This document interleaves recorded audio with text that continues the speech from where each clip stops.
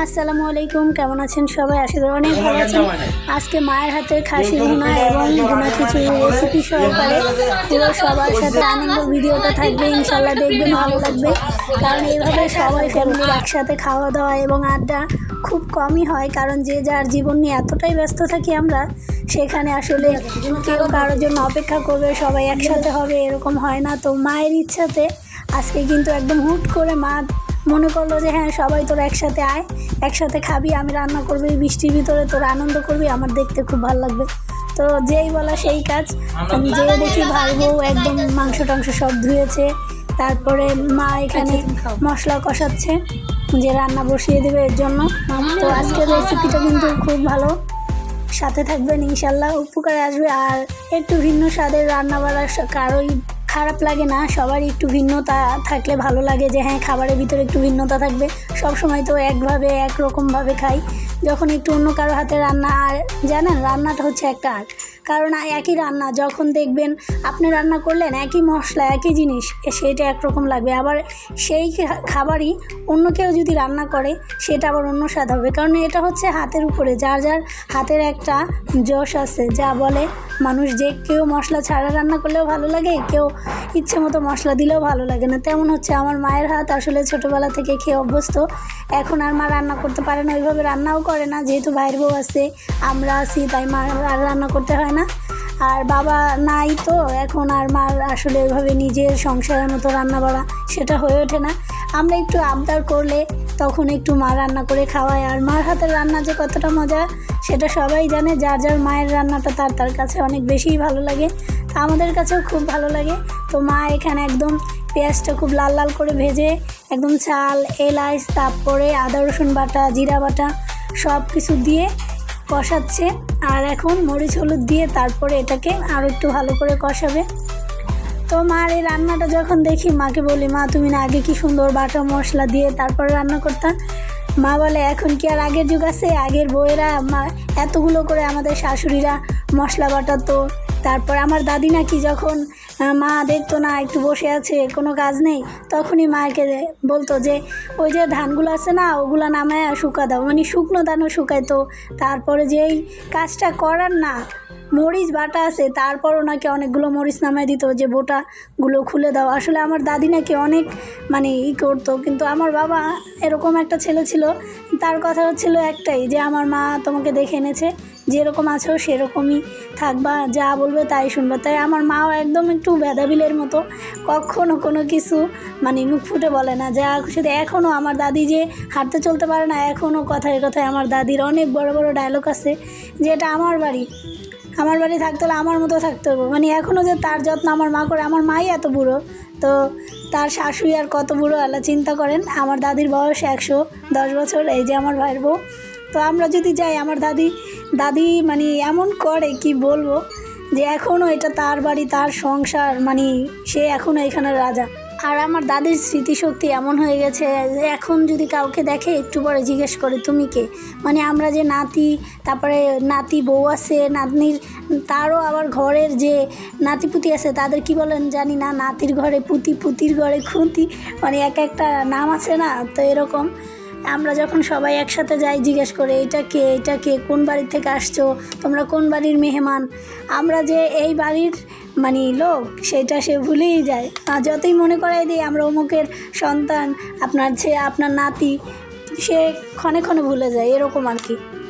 আর আমার মার কথা হচ্ছে যে থাক না, আমি এত কষ্ট করেছি, আমার সংসারটা আমি এভাবে করেছি, আমার মন মতো করতে পারিনি, তোর বাবা কখনো আমার কথা শোনেনি। এখন ওরা এসেছে অন্য বাড়ির থেকে, ওরা ওদের মতো ভালো থাকুক, ওরা ওদের মতো শান্তিতে থাকুক, যে যার মতো খাক, আমার কি, আমি একদিন বেড়াইতে যাব, আমাকে একবেলা খাওয়ান দিলি আমি এতে খুশি। আমার মা এরকম একটা মানুষ। আর কি বলবো, আল্লাহ তাকে বাঁচায় রাখুক, তিনি আছেন বলেই হয়তো আমরা এখন 5টা ভাই বোন এখনও সবাই একসাথে হই, খাওয়া দাওয়া করতে পারি, সবাই একসাথে আনন্দ করতে পারি। কারণ মা বাবা যখন না থাকে, তখন ভাই বোন যাই বলেন না কেন, কারো সাথে কারো সম্পর্কটা অতটা ভালো থাকে না। বিয়ের আগে যতটা ভালো থাকে, ভাই বোনের জন্য যতটা টান থাকে, যতটা মায়া থাকে, বিয়ের পরে মেয়েদের হয়ে যায় স্বামীর প্রতি ভালোবাসা, সন্তানের প্রতি ভালোবাসা, তখন আর ভাই বোনের প্রতি অতটা টান তখন দেখাতে পারে না। তারপরে ছেলেরাও যখন বিয়ে করে বউ আসে, বাচ্চা কাচ্চা হয়, তাদের প্রতি ভালোবাসাটা ভাগ হয়ে যায়। তো সব মিলিয়ে তখন হয় কি, যে যার মতো ব্যস্ত থাকে, সবার মতো কেউ কাউকে ওইভাবে সময় দিতে পারে না। কারণ এই যে বাবা মারা গেছে আজকে কতদিন, বাড়িতে চাইলে ওইভাবে যাওয়া হচ্ছে না। ইনশাল্লাহ এবার যাব সবাই একসাথে, আর দেশের ভিডিওটা আপনাদের সাথে শেয়ার করব।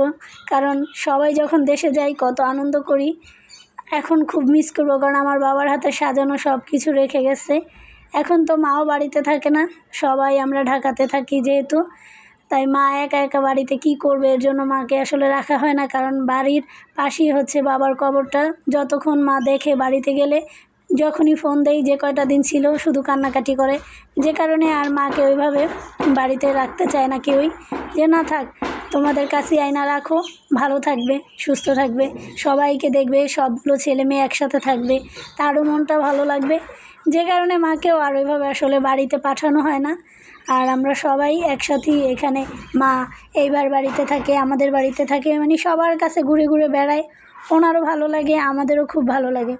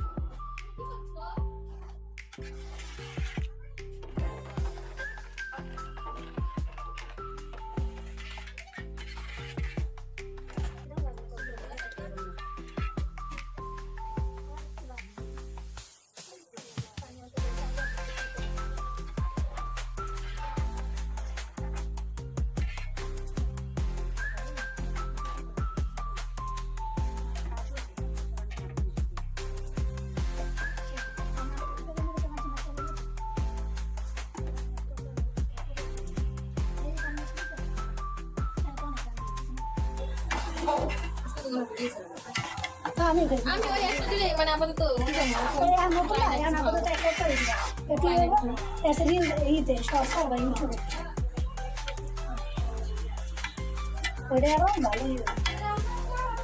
নাকি অরিজিনাল আলো দেখতে অরিজিনাল দেখতে না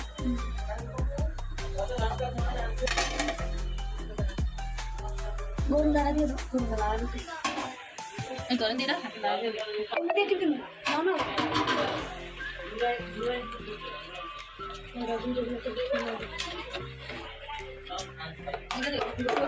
তোমাদের আবার এর মধ্যে হ্যাঁ যা তুমি আমি ক্যামেরা দিয়ে করতে পারো না দিচ্ছে ক্যামেরা দাম দিয়ে আমার কেউ করি না গম এরকম যদি আলো থাকে তাহলে ঠিক আছে আমার এটা তো অর্ধেক তো বন্ধ করে ডিসপ্লে বাড়াবে না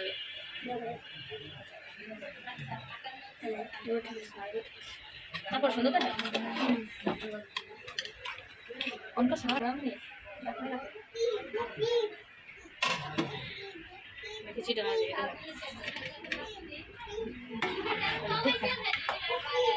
কালার কি আছে তোমার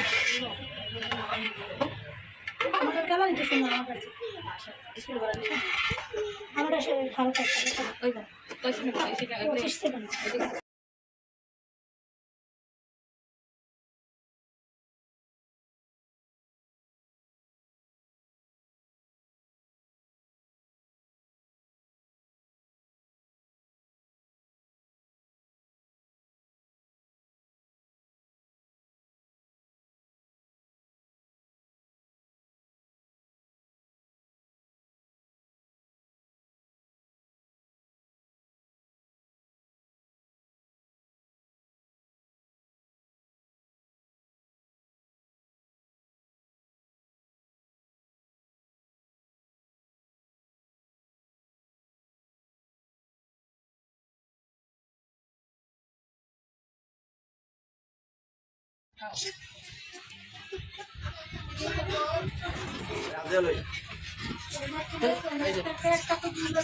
এটার মধ্যে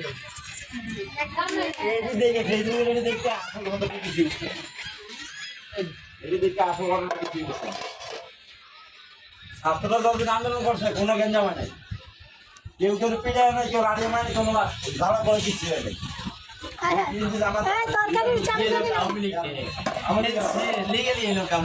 আমরা বলতে গেছি আমাদের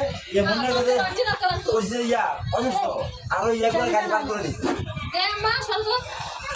তুমি কি বলে বলবা তো বাইরে ফেলে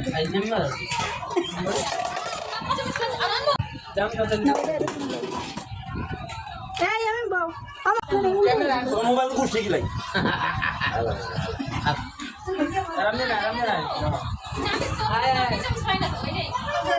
একটু ভাইরাল হওয়ার সময় একটু ভাইরাল করে দিই দাদা বলো দাও বলে দেবেন ওই যে সবাই 2 চামচ করে তারপর লাগবে আর চামচ ও মা তুমি সমস্ত তারপর প্রতিযোগিতা সবাই এক সাইডে হই সুন্দর করে অল্প করে দিবেন মানে ফরমাইশ করব যে এতগুলো মামা জিতবো না মামা জিতবো না মামা জিতবো না হ্যাঁ বাবা তোমার বিয়ে করি রানা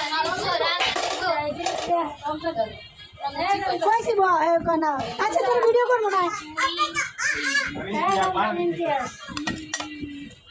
বসো মাম্মি এই যে আমরা খাবো একটা প্লেট সাদা তো আমি একটা প্লেটে ভিডিও করছি হ্যাঁ সাজাও ধরো হ্যাঁ ঠিক আছে সবাই নষ্ট বাংলা আমারও দাও সবাই দিব বাবা দাও না মামা লোকে খাবো কি আমদি আরে প্রতিযোগী তুমি কি খাইবো খিচুড়ি আও প্রতিযোগী প্রতিযোগিতা বলছে কে যত না আমি বেশি মাসুদের খালি তেল পড়ছে না বেশি হয়ে গেছে সমস্যা সুমন দাদা আমাকে বাইকছে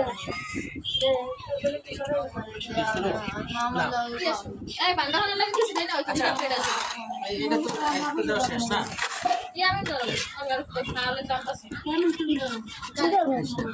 ধরবে না হ্যাঁ সে আমার দামটা দাও মনে হয় খাসির মাংস বুঝছো তো বুঝো না মানব বই রয়েছে কি দেয় না তেল দেবো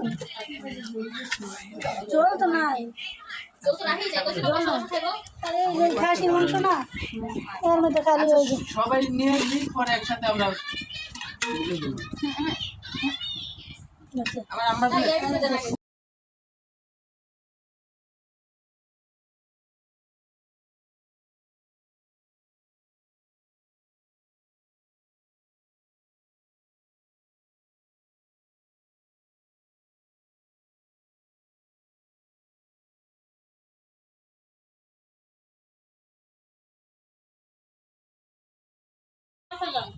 আমরা তো বাবা নেই, বাবা আগের থেকে আইতাছিল। আচ্ছা তুমি খাও